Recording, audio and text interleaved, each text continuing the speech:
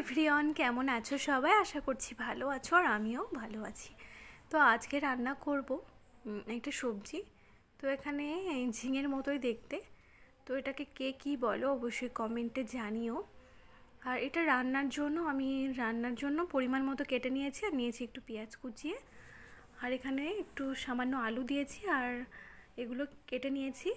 এগুলো অনেকে অনেক রকম নামেই বলে, তো আমি সঠিক জানি না এটার নামটা কি। তো এখানে আর কটা বানিয়ে নিয়েছি রুটি, আর রয়েছে এখানে জলপাইয়ের টক, চিংড়ি মাছের একটু ঝোল, একটু ডাল, সবটাই একটু তোমাদেরকে দেখিয়ে নিলাম। আর এখন রান্না করব এই সবজিটা। তো এটা কিন্তু অনেকভাবেই রান্না করা যায়, নিরামিষে খেতে কিন্তু ভালো দারুণ লাগে আর কি। আর এখানে ছিল কুমড়োর একটু তরকারি, ডাল, কুমড়োর তরকারি, তো এই সবগুলো সব ছিল। আর আমি আবারও একটু সবজি করে নিলাম। তো লঙ্কা একটু তেলের উপরে কালো জিরে দিলাম, কালো জিরে দিয়ে লঙ্কা দিলাম, তারপর দিয়ে দিলাম পেঁয়াজ। তো সব কিছু একটু পেঁয়াজটা আমি ব্রাউন কালার করে ভেজে নেব, খুব যে একদম তাতিয়ে একদমই না। তো পেঁয়াজটা এখানে ভেজে নিচ্ছি।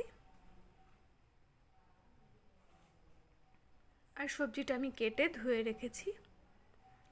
আর এটা একদমই ঝিঙের মতো, অনেকটা কিন্তু জল বের হয়, তো এটাতে একদমই জল লাগে না, অনেকটা জল বের হয়। কাটার আগে যদি ধুয়ে নেওয়া হয় সব থেকে বেটার হয়।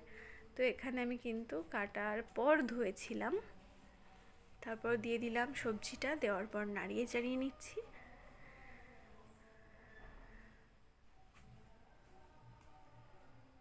তো এই সবজিটা কে কে খেতে ভালোবাসো আর কি নাম অবশ্যই কিন্তু জানিও।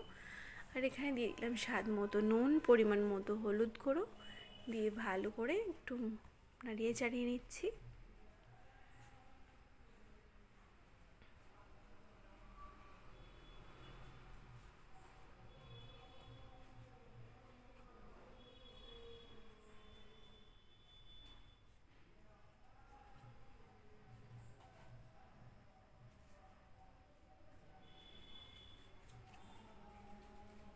তো এখানে ভালো করে নাড়িয়ে নিয়েছি, নিয়ে ঢাকা দিয়ে কিছু সময় রান্না করে নিয়েছি। একটু জল দিইনি, তবু দেখো কতটা জল বের হয়েছে। আমি কিন্তু ওভাবেই নাড়িয়ে চাড়িয়ে কিন্তু ঢাকা দিয়ে রেখেছিলাম, তাতে প্রচুর জল বের হয়েছে, কারণ সবজিটা আমি কেটে তারপর ধুয়েছি, তার জন্য কিন্তু আরও বেশি জলটা বের হয়েছে। তো এখানে আরও বেশ কিছু সময় ফুটিয়ে নেব, ঝোলটা আর একটু কমিয়ে নেব, নেওয়ার পর নামিয়ে নিয়েছি। তো আমার এই রেসিপিটা কেমন লাগলো অবশ্যই কমেন্টে জানিও। সবাই ভালো থেকো, সুস্থ থেকো। ফিরে আসবো আবার নতুন কোনো রেসিপি নিয়ে। নমস্কার।